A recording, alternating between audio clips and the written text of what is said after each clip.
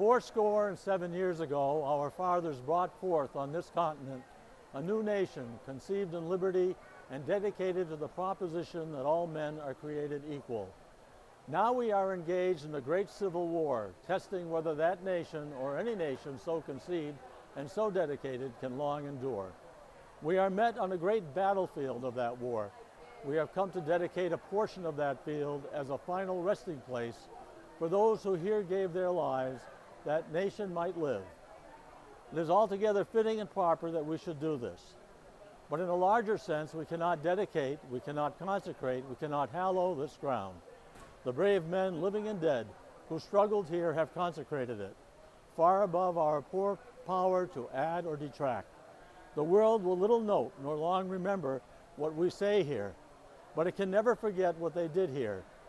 It is for us the living, rather than to be dedicated here to the unfinished work which they who fought here have thus far so nobly advanced.